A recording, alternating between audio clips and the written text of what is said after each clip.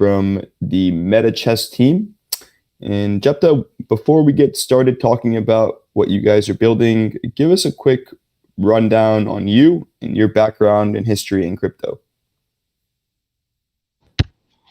Okay, my name is Jeffta. Most people just call me Jeff, and I've been in the crypto space since 2017. And over the years, I've worked on a couple of projects, some anonymously, and some I had my profile on the same page of the projects. And some of these projects are Bomb Token. Bomb Token is one of the projects I've been involved with, and that was back in 2019. Bomb was the first deflationary token, and it's actually the first project that started with this whole tax system in the token contracts. So after Bomb, we had like dozens or hundreds of other uh, uh, projects that had similar concepts, but that was actually the origin, Bomb token. You could look that up. Same, I was part of Bomb, and I also worked with XIO, which is now called Zero Labs. So that's just a brief uh, history or like intro of myself. Awesome. Thank you for sharing that. And tell us about MetaChess Network. What are you guys building? And yeah, give us a rundown overview, and we can go into each detail of the project. Yeah, sure. So MetaChess is a project that's focused on chess, but we're trying to build something more than just a chess game. We're trying to build an ecosystem where we would have players, we would also have people who are interested in video games and the crypto enthusiasts. So this three set of people that I just mentioned are like the focus of the entire project. I'll go over that again. The chess players firstly, the video gamers, and of course the crypto enthusiasts. Why I said this is because we have this 2D game which is currently live on the website. It's working on the website. So the 2D chess game is more focused on the chess players, which they are also more interested in that, especially the professional players, the uh, bigger chess players. They are more interested in the classic 2D game, while the 3D version we are working on is a bit more fancy, which would attract the younger generation more. And of course, we have so many features that would make the crypto enthusiasts excited about the project. We have an NFT concept. We have this land sale feature. We have m- so many ways that the token itself would interact with the game and the project as a whole. So that's just a brief overview of MetaChess.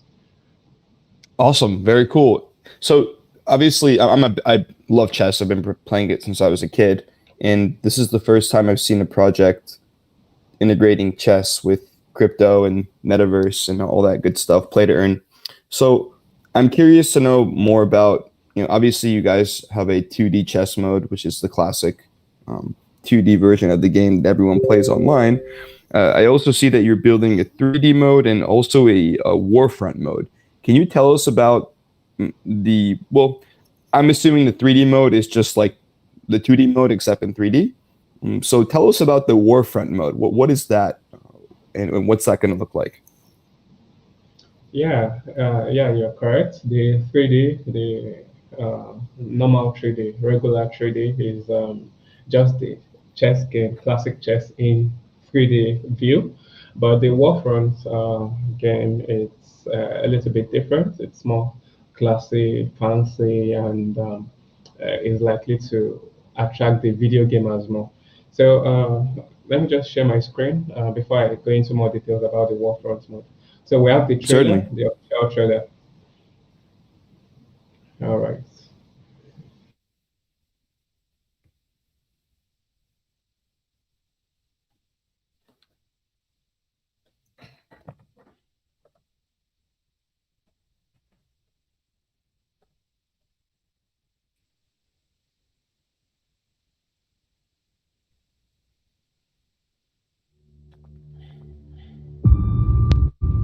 The peace and calm of a great kingdom is threatened by some set of invaders.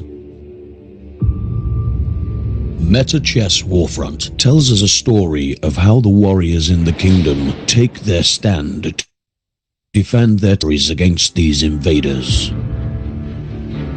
The knight is ready to crush these enemies with his fearsome body. You better not mess with the king's right-hand man, the bishop. He looks gentle, but definitely ruthless. Anyone trespassing would have a taste of the rook's sledgehammer. Even the queen herself is ready to fight for her kingdom. She's beautiful, but can also sting. If you're careless enough to cross the path of the king, you're going to meet his double-edged sword. These ruthless warriors come together to fight for their kingdom until they can finally tell the opposing faction, checkmate.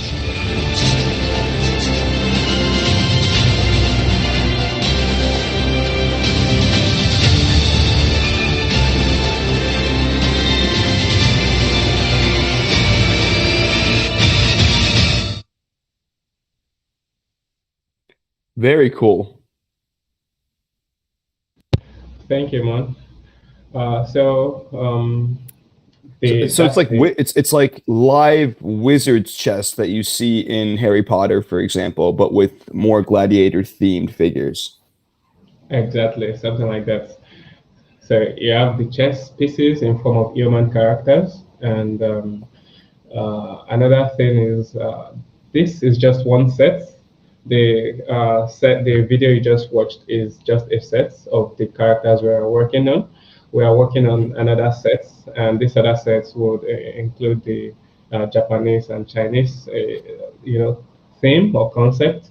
The rook would be a samurai. The king would be like an emperor. The knight would be a monk. The bishop is going to be a ninja. So that's just another version we're working on, another set of the characters. And we're going to have multiple sets of these characters. And each of them would have, of course, unique animation. So that's what the Warfront mode looks like. Very cool. And I understand that you all plan to build a metaverse or build your own metaverse. Tell me about the plans for that. Yes, we have a couple of ideas concerning that. The old metaverse thing could be approached in different ways, and one way we are looking at is having your VR headset, of course, and being the king, because the king is the only piece that doesn't exactly die until the end of the game when it's checkmate. So you represent the king in the game while you control other characters. That's one angle. Another angle is actually being a spectator. A spectator in a match, like you're sitting in the Coliseum, the Gladiators Coliseum, and you're actually watching as a spectator, with your VR headset and all of that. So these are some ways, and a couple of other ways that we're planning on integrating the metaverse. That's really cool. How far out do you guys see VR integration being? VR integration would be a little longer, like Q4 this year. But the game itself, the first release, the alpha, we are looking at the last day of this month or next month, early next month, for the alpha version of the Warfront mode. Got it. And I understand that a lot of these pieces are going to be NFTs on the back end, right? So what will they look like, and what sort of utility and function will they provide with respect to your game and metaverse? So like how many are going to be available at Genesis, and what will be the minting cost? Okay, as for the minting cost, we put them currently at 0.31 BNB per NFT, but that's is likely going to be revised because we, like I said, we're working on multiple sets, and the talking about the supply, total supply. I mentioned this when having another AMA yesterday. That it's going to be per character. So, for example, we have the NFT of the king. We are going to have 500 supply of the king. Then same with the queen, the bishop, the rook, and the pawns. All of the 6 characters are going to be 500 each for one set. Same thing for all other sets. So that's in terms of the total supply. And in terms of utility, they are not going to give you any special privileges or ability in the game. It's just you need these NFTs to play. For example, you need at least a complete set before you can play this version. You need one, and you do not need 16 NFT since you would have 16 pieces on your side of the chessboard. So you only need 6, and the 6 is the major characters: the king, the queen, bishop, and all of that. So one NFT would represent the rest. For example, you only need one pawn NFT, and that would cover for all the 6 pawns on the chessboard. So that's pretty much how it works. And the arenas also would be in form of NFTs. The one you saw in the video is just one of the multiple arenas we are working on. So these are the arenas that would be in form of NFTs, and you need to own these NFTs in order to select them in the game. Understood. And these NFTs are required for certain modes of the game, correct? Like the Warfront mode? Yes. Or are they required to play any version of the game? No, just the Warfronts. For the 2D version, it's free to play, and that's currently live on the website. Got it. And what version of the game will players be earning in? Both. In fact, all of the versions. All versions. Mm-hmm. Got it. And I want to talk more about that in a moment here, but I wanted to know a bit more about your tournament feature. What are the minimum and what are the maximum number of players that can compete in the tournament feature? Interesting. Well, we are currently working on tournaments on the 2D, which eventually would be implemented on the 3D version as well. So we capped it as 500 participants as the max amount of players that can enroll in a particular tournament. And that's what we're working on as we speak. And in terms of entry fee, it's going to vary. Some tournaments would actually be free to play. Some you would require to stake certain amount of tokens in order to be eligible for the tournament. And others, you might need to pay certain amount of tokens in order to gain entry to the tournament. So it varies. Understood. And so tell us a bit about the SHA token and give us a high breakdown of the tokenomics. Okay, SHA token, the basic, the name MetaChess, symbol SHA. Decimal is 18. The total supply is 300 million. So it has a tax function in the contracts, but it's only on sale. It has 0% when you're trying to buy on the exchange, on the decentralized exchange, but it's 7.5% when you're trying to sell. So then in terms of the supply going into sales, we have, I think, around 28% of the total supply going into sales. And same token is 11%, advisors 6%. Play to earn is actually the one that has the largest amount, which is quite understandable because we are trying to reward participants. And we have lots of features to mitigate inflation because the first thing people think about when they hear staking or play to earn is inflation.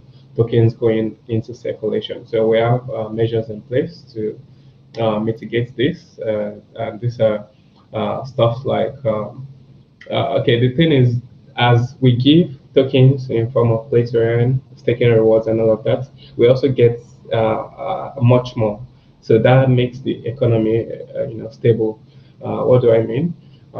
We have a couple of features where the SHA token would be very, very useful, and you would require the token in order to, for example, play some game modes, and you need the SHA token to interact with our marketplace to buy these NFTs. You need the SHA token to enroll in some tournaments. You need the SHA token to actually pay. Yeah, there's this feature I haven't mentioned. It's for the Warfront mode. The video I showed earlier, you see the Coliseum, the arena, right? So we have this feature, advertisement feature, where projects can advertise their brand on our Coliseum wall, on our arena wall, because we are going to have multiple arenas, so not just the Coliseum. So that's just one example. So, for example, Whalecoin Talk wants to put their brand out there on a Coliseum wall.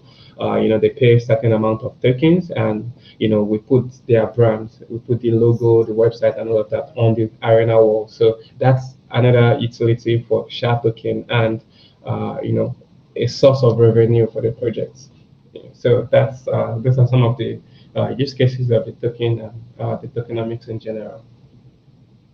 Wow, right on. And so that, you answered a couple of my questions there. It sounds like you guys have both like contract burn mechanisms, but also in-game burn mechanisms, quite a few utilizations for the SHA token to make sure that it remains scarce, and people are earning. They want to be able to, one of the incentives is they can cash out and make some change on the side.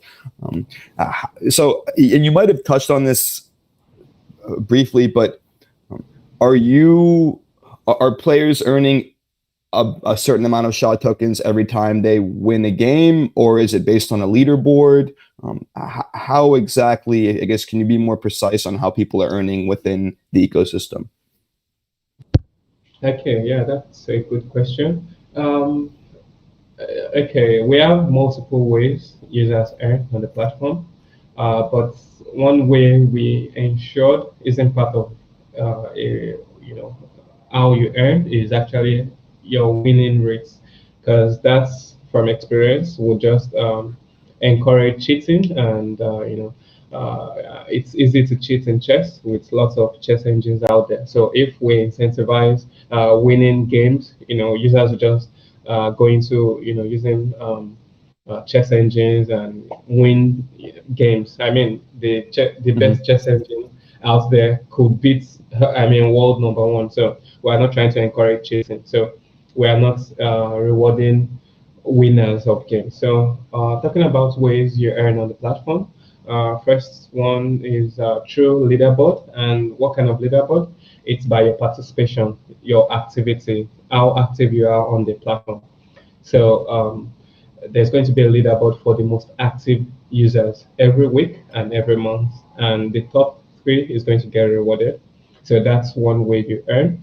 And most probably have the question in their head right now that users can manipulate that, like set up game with an alternate account and try to be the most active. So we are not going to reward games that you set up manually, like custom games. So we are only rewarding games that you get paired automatically by the server.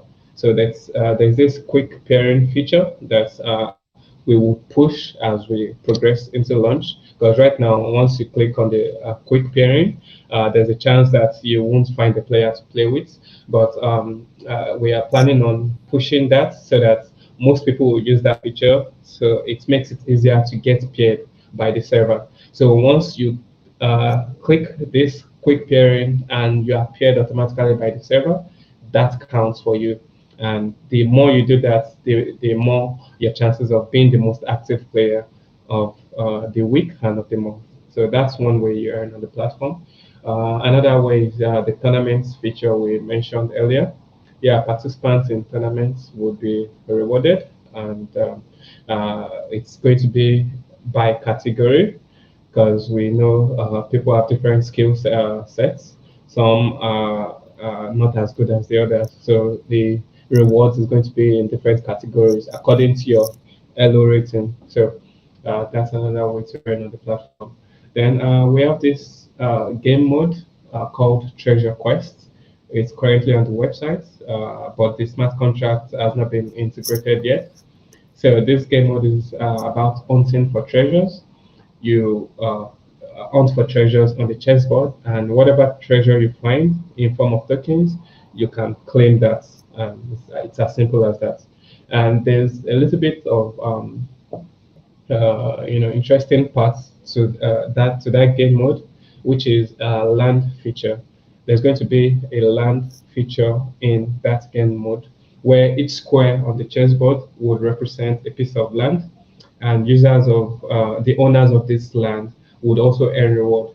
For example, the treasure quest mode I mentioned earlier. Let's say I find 10,000 SHA token in square A1, and Noah, you happen to be the owner of square A1. So we get to split that evenly, 50-50, after commission, because there's going to be a commission that goes to the project wallet. Then after commission, you as a landowner, you get to share the token that I found 50-50. I mean, isn't that interesting? As a landowner, you don't need to play. Players do the work and you earn. It's a source of passive income. So these are just a couple of ways to earn on the platform. Wow, I mean, that's more than a couple of ways, and that really cool. I didn't even think of some of the ways that you described to me. I wouldn't even think of.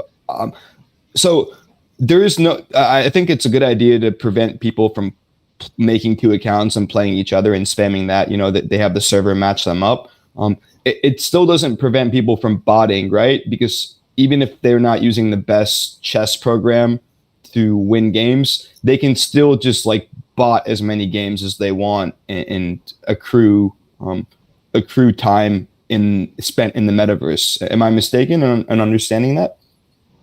Yeah, that's why I said if you use bots or spam and try to play as many games as you can, through multiple accounts, that wouldn't count for you as as game counts that would be rewarded. So the only one that gets rewarded is the one that you get paired by the server, and you can't manipulate this because you get who you get. It's the server that decides who you get to play with, and you can't decide to play with your alternate account. You can't decide to play with a friend. It's the server that decides this. So this can't be manipulated. Right, but even if the server decides, let's say that the server decides that I'm playing against you, for example, it can't I still set up a script on my end of the computer that just has a bot playing for me all day, and the server is just matching up this bot with other people that are also using this function? Well, as long as you are playing with a real user, it's going to count. But if you are talking about using a bot to play for you, it doesn't matter whether you win or lose. What matters is your game count. So if I understand correctly, you're asking if someone writes a script and is constantly searching for a player. Is that correct? Correct. Yes. Okay, well, that's cool because I mean, it's the person it gets is a real person. So if, for example, you write a script and you are constantly searching for an opponent, and I mean, it even makes it easier for people to find opponents easily, since there's someone out there constantly looking for an opponent, and they get to pair with this person as long as the game is organic, because we also check for that. We have this back end thing where we check if the game is organic or played by bots. So we have this anti-cheat system that would ban users who use chess engines to play. So that is not encouraged. But if it's about writing a script where you constantly looking for opponent, I mean, feel free. we actually want people to use the platform. I think Jonathan is here, one of our team. He wants to say something. Certainly. Let's see. Let me make sure that he's on. Oh, I see him. Sorry, Jonathan. Let me unmute you and then go for it.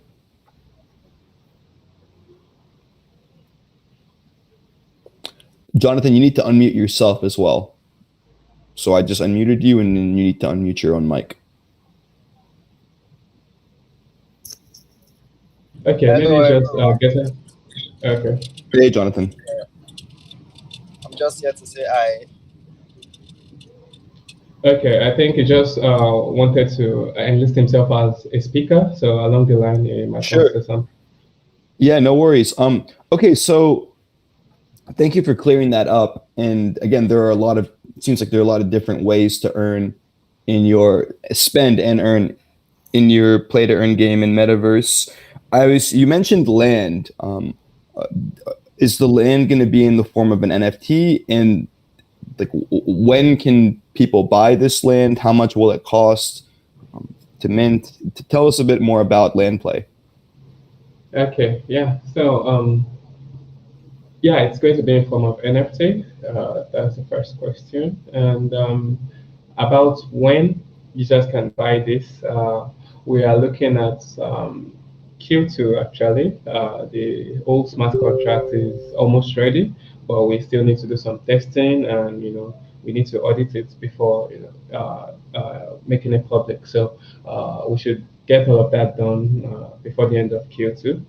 And in terms of how much would each land cost, well, we have actually not decided on that, but it's something that would be very competitive, because I mean, we have limited number of squares on the chessboard, 64 squares, right? And we're going to have limited number of chessboards. So let's say we start with 5 chessboards, so that's just 64 times 5 number of lands for sale. So very limited. So it's going to be very competitive.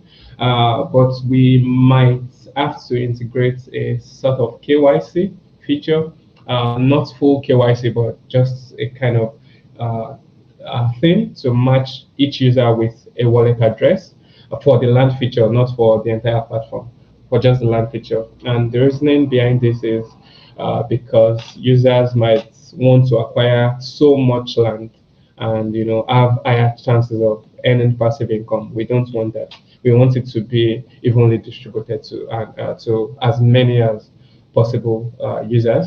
So we want to do it in such a way that you can only own one piece of land on a particular board. So, because I mean, if we don't do that, one person could buy up the entire 64 squares in the chessboard, and that's like going to be huge sum of a huge stream of revenue for that user, and that's going to be a very, very bad idea for the project. So that's pretty much about it with the land sales. Yeah, you want to keep it decentralized. And sorry, you did mention this, but I didn't have it written down. How far out is land play? The land sales, well, we are looking at Q2 before the end of Q2. We should have that feature ready. Got it. And do people need to be whitelisted to purchase, to mint the land pieces? Yes, exactly. That's so that one user would not, buy up for more than one square or buy up the entire squares on the chessboard. And how can people get whitelisted? Yeah, that was what I was saying earlier, that we might have to implement a sort of KYC for the land sales, where your address will be matched to your username, and you can only acquire one piece of land at a time. And I also didn't mention this. The land ownership is not a permanent thing. It's only for 30 days.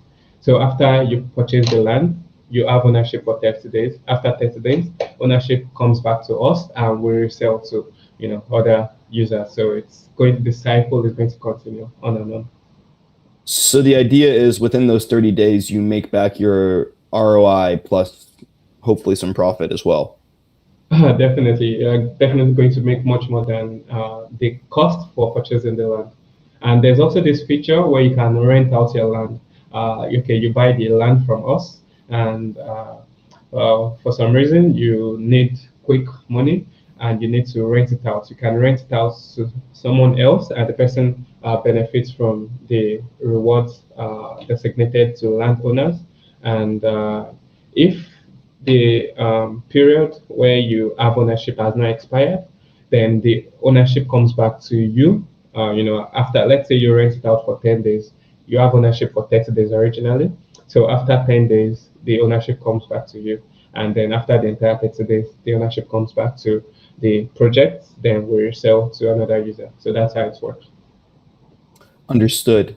And is the idea behind making folks sign up with an email versus connecting with their MetaMask wallet just to keep people from spamming too many accounts, trying to get too many accounts whitelisted? Yes, that's exactly the idea behind this, to prevent users from spamming and trying to get as much land as they can. Got it. And I see here that you guys have different PvE game mode levels. Is that just what you were talking about earlier in regard to like a Japanese theme, Chinese theme, Greek theme, so on and so forth? That is actually PvP and PvE. The Japanese, Chinese, and all of that is for the war fronts, the characters. In terms of the PvE game modes, yeah, I did mention Treasure Quest. That's one of the PvE game modes. And that feature is going to be on the 3D version as well. I mean, the Warfront version. The only difference is on the 2D, all you do is click on the chessboard to hunt for treasures. But on the Warfront mode, you can select a character. You can decide to choose the rook, the bishop, the knight to do the hunting for you, to do the digging for you. So that's the difference. Cool. Very cool. Tell us about your TV feature. Oh, that's we have a part of it that is already working right now. It's like a spectator feature where users can watch others play. So, for example, you and I are playing a chess game. We can share the link, and people can spectate and watch our game. So that's the part that is currently live. But when the full TV feature comes out, it's going to have a designated page. So there's going to be a page on the website where you just go to that page and you see live games. You see all ongoing games, and you can just decide to click on whichever you want to watch. So that is what we're working on next. But right now, as we speak on the website, you can watch another person's game if the link of the game is shared. Cool. And excuse me, what about your digging quest game model? What's that going to look like? Yeah, that's the treasure quest mode I did mention earlier. Okay. Okay. Cool. Yeah. Mm-hmm. Yeah, we did talk about that. And then, what is your custom model edition? Oh, that's well, you're actually the first that would ask that. I mean, all the EMAs have been doing. That's quite interesting. Okay, so that is a mode we're trying to implement along the line. And what this means is users, the gamers, can actually add their own custom character. Okay, like video, you can decide that you don't like that king, you don't want that king, and you can add a custom king for yourself. But it has to meet a certain requirements that's that would make it work in the game. So you can have your 3D model and send it over to us, and we would integrate it. So this is also another utility for the token. You would need to pay a certain amount of token to integrate a custom mode, a custom model or character into the game. And this cost is pretty much just the integration cost. Apart from that, we are not charging anything excessive. It's just the cost of integrating this character into the game.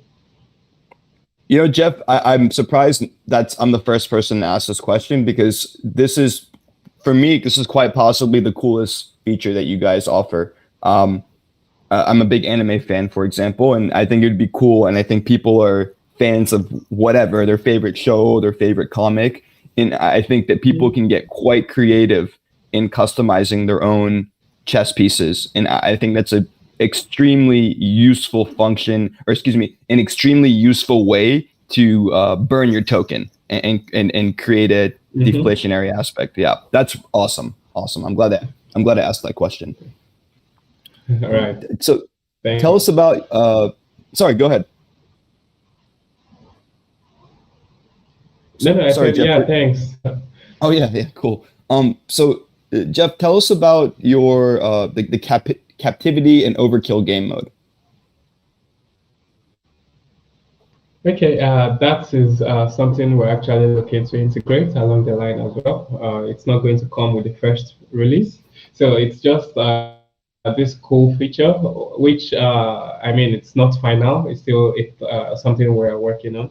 But the idea is, adding a level of, something different to the chess game. So, those characters, for example, the queen captures a piece instead of the piece just disappearing or the character disappearing from the chessboard.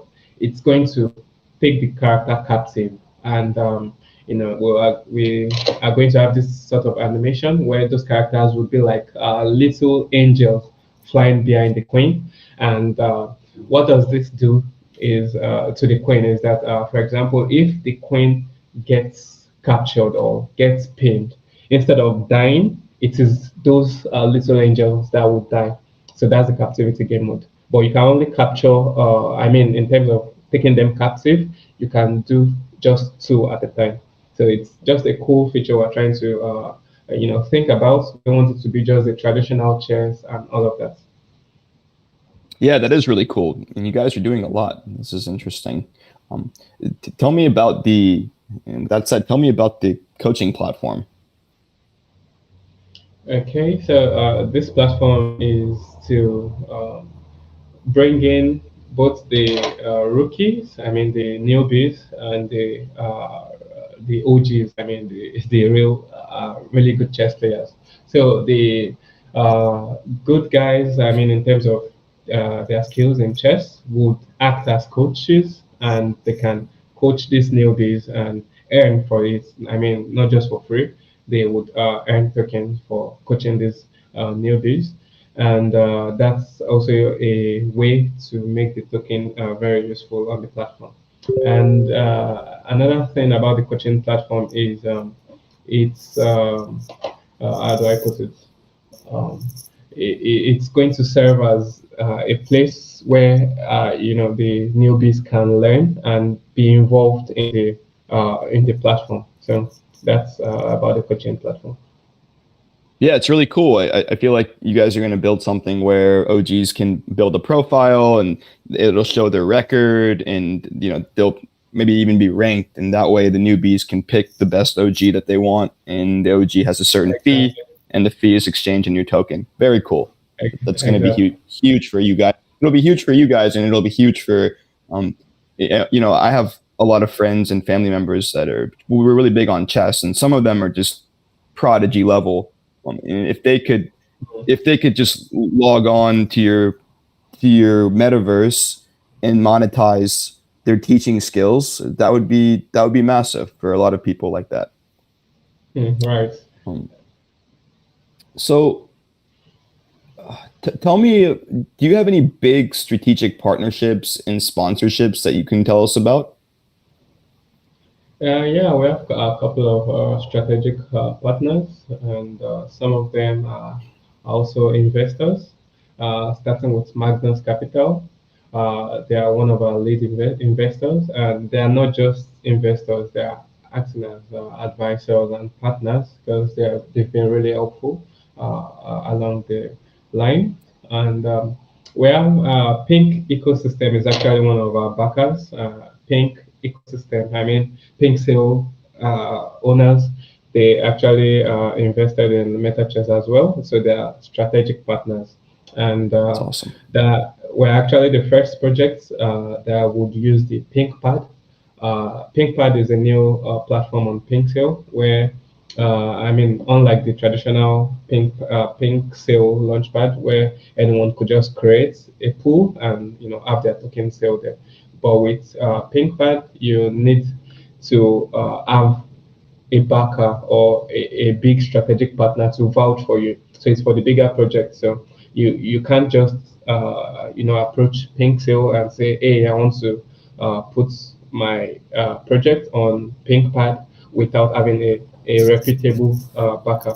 So you can't even do that without being whitelisted. So they need to whitelist you before you can add your pool there. So MetaChess is the first that would use PinkPad, and we have a sale coming up tomorrow on PinkPad and the Pink Sale platform. Awesome, very cool. And I also see here that you're partnered with Certec. Does that mean you're Certec audited? Yes, that's correct. The contract is audited. I mean the token contract, and they would also be the one auditing the game smart contract, the reward smart contract, NFT contract, and all of that. Got it. And how much are you guys going to charge for in-game advertising? I see that's another service that you're going to be offering. Yes. Well, we haven't come up with a fee yet, but it's going to vary on different criteria. For example, I did mention earlier that users or projects could put up their brand on our arena walls, on our Coliseum walls. So it depends on the how big of a space you want to take and how big of okay, for example, I used an illustration. Will Coin Talk wants to put their brand on the arena wall. It depends on this size, the square per meter. With respect to the game. So that's you want. So the bigger the space, the bigger the higher you pay in share token. So that's how it's going to work. Great. And well, I wanted to talk a bit about your seed round and your public sale. So for the seed round, how many wallets contributed and what was the maximum contribution per wallet?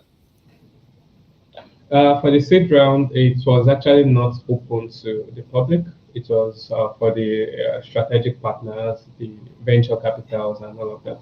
So that's for the seed round. But for the private round, well, we have a couple of people. I mean, going to about.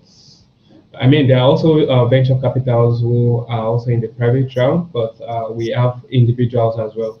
So that's going to be numbering to tens to half of 100, wallets in total for the private round. In the public round, what was the maximum contribution per wallet and what was the soft cap / hard cap? Okay, on Pink Sale, the hard cap is 400 BNB and the max per wallet is 3 BNB, while the minimum contribution is 0.25 BNB. And yeah, that's about it for the public round. But we are also launching a small raise on PinkPad, like I mentioned earlier. But that's for the private round. So that's the price for that sale is for private round. If you go to PinkPad right now and you check the list, you'll see there. So we're raising just 40 BNB on PinkPad, and it's just 30 minutes before the sale on Pink Sale tomorrow. Okay, so which sale is tomorrow, the public or private? Both. The private is happening 30 minutes before the public. Got it. And how many people are whitelisted for that? And is it too late to get whitelisted? Okay, so we whitelisted 35 currently for the public sale. And those 35 were those who participated in the previous sale because we had issues with bots in a sale we launched last week. So we had to cancel the sale. So to give those people who already contributed a kind of advantage, so we whitelisted them for this sale. So they are whitelisted. But the idea is to keep that whitelist open for just the first 3 minutes of the sale. After 3 minutes, we make it public and everyone can contribute. And that for the private round, currently we are not using whitelist. It's open for the public. But the minimum contribution for that is 0.5 BNB, and the maximum is still 3 BNB. Cool. And is there any bonus for private round investors? Sorry, I didn't get that. Sorry, is there any bonus for private and seed round investors? Oh, well, the price difference is their bonus because the price for seed round is $0.02. The price for private round is $0.33, while the price for the public round is $0.045. So that's the advantage of each round. Is there a lockup period for your seed round and your private rounds? Not cliff lock, but yeah, there's a vesting period. And for Vesting the period. seed round, yes, for the for the seed round, it's vested over 12 months. For the private round, it was initially vested over 10 months, but we brought that down to 6 months for the private round. Then the public round is just 3 months vesting. Okay, so the public round is also vesting. Yes, please. 3 months, got it. And has your airdrop already, or sorry, like what are your plans for the airdrop? Okay, so the airdrop is actually for whitelist participants for, I mean, in other launchpads, and but the main airdrop is going to the previous holders of the token, because we launched a token back in 2020, thereabout, or 2019, I think. So the project has been around for a while. I should mention that. So we launched this token back in 2020. So the token was the initial liquidity of the token was added by us. No sort of fundraising. Everything was self-financing. So, but the project needed more. I mean, no project like this would do well without funding. So it didn't thrive that much. So we have to reward these previous holders. So the way they could claim was to send the old token to a certain wallet address, and then they would be eligible for the new token. We did this to get rid of dead wallets, because not many of those wallets were actually dead wallets, not active anymore. So we found out that just about 7% of the holders claimed the airdrop. So just a very small fraction of that would be airdropped. Understood. And I have a few more questions, but I also want to give our community members some time to ask questions. It looks like we have about 11 minutes left, 11, 12 minutes. So here, Dr. Aisha, go for the first question, and then I'll call on the other two. Thank you, Noah. Okay, I want to know that, do you guys have any plan in future to organize real-life chess tournaments? And in which country or region are you planning to organize these tournaments? Oh, interesting. How have we not talked about that? Yes, that's we plan on doing. We plan on organizing live tournament, not just offline, not just online tournaments. Of course, online tournaments is going to be a regular feature on the platform, but offline tournament is also something we plan on doing at least on a quarterly basis. So we're looking at our first tournament. If everything goes as planned, we could actually have it in Q2 as well of this year. And we haven't decided on the location, but it's going to be Europe, most likely going to be Europe. But I mean, nothing is finalized. It could also be in Dubai, because that's another angle we are looking at. But yes, we would organize offline tournaments, and we would also invite top chess players to the tournaments. Okay, that would be really great. Okay, you mentioned that players can also earn rewards by participating in online tournaments that will be organized by the admin. I was wondering that how will be the prize money determined?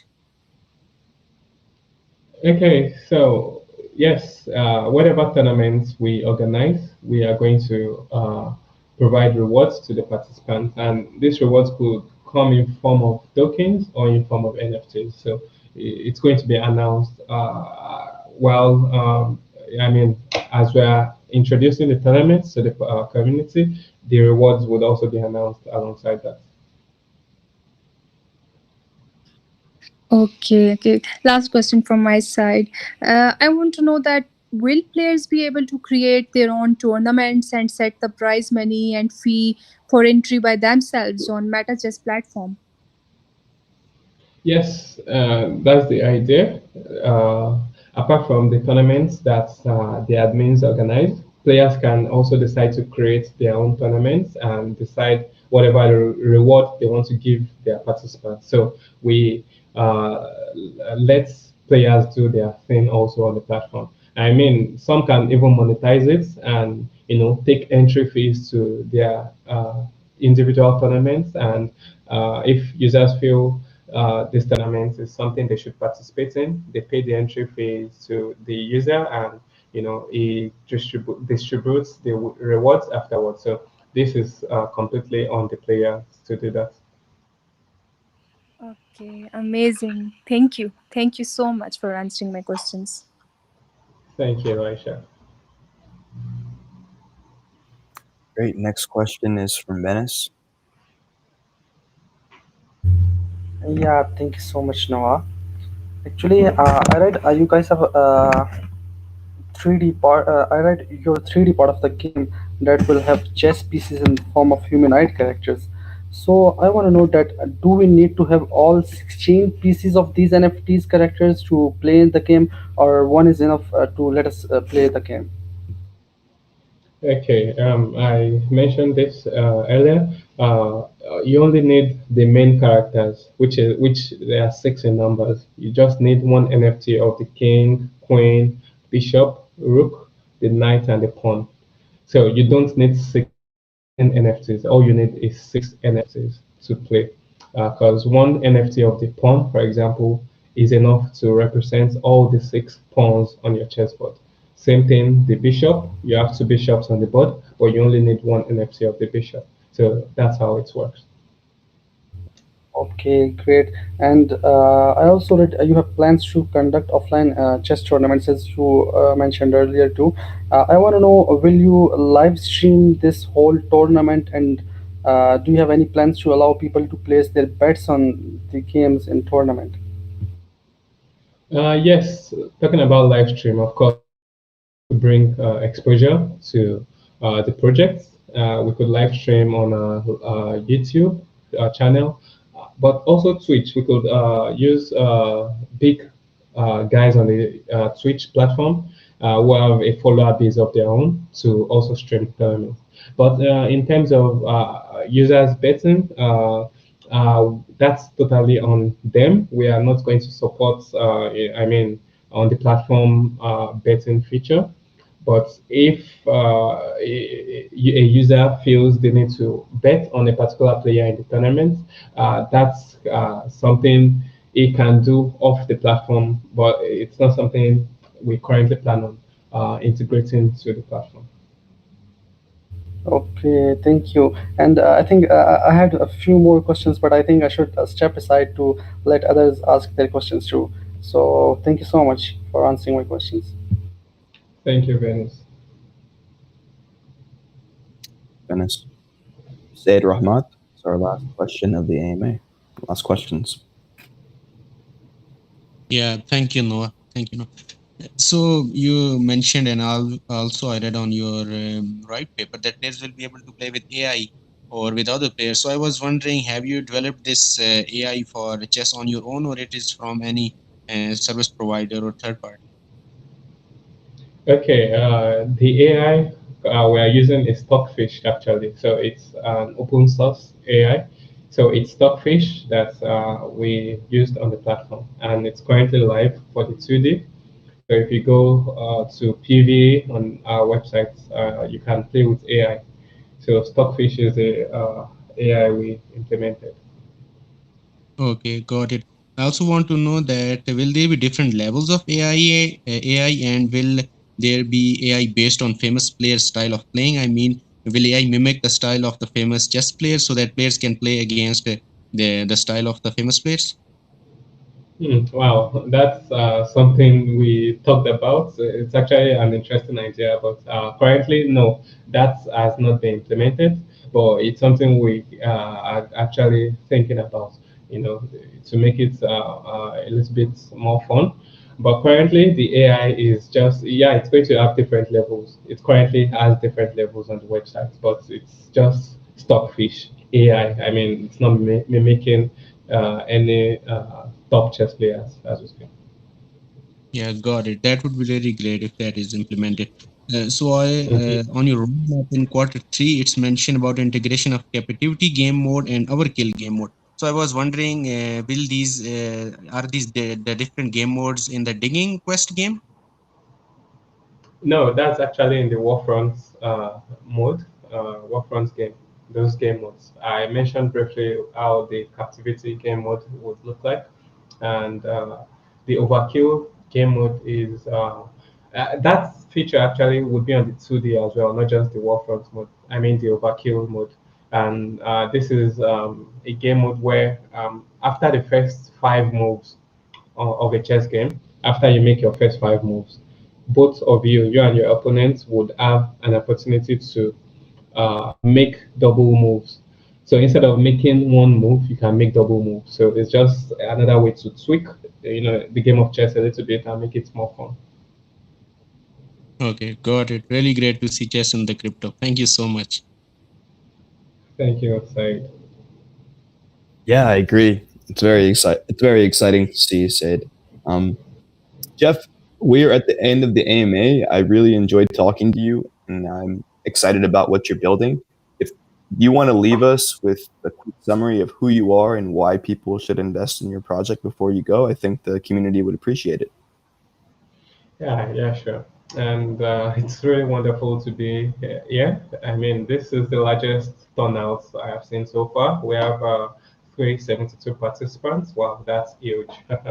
So, MetaChess is actually a little bit underrated because most people do not know the potential of the game of chess.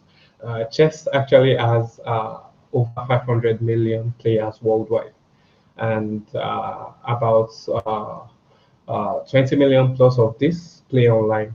I mean, not just online, on just one platform, which is chess.com. So that is how huge the market is. So most people do not know this. Most people think it's just some boring game, but it's actually something that could blow up if everything is done right. So it's I employ everyone to, I mean, do their research and ask questions. Feel free to drop in Telegram group chats, ask questions, and admins would be happy to answer whatever questions. And yes, like I mentioned earlier, we're having our sales tomorrow on Pink Sale and a couple of other launchpads, but those would require staking the launchpad tokens and all of that. So Pink Sale is the easiest way currently where to access the token. So public sale on Pink Sale is tomorrow, 12 p.m. UTC. The private round is just 30 minutes before that, which is 11:30 a.m. UTC tomorrow. So I employ everyone to check out the project, the website, the sales, and feel free to pop up in the group chat and ask questions. Awesome. Well, again, thank you so much, Jeff. Very exciting project. It was a pleasure talking to you. And anytime you want to come back, maybe down the line, 6 months, a year from now, and want to do another AMA with us, I'm happy to host you here. So take care. Thank you. You've been amazing. Thanks, Jeff. Cheers, man. Yeah. Bye. Bye bye.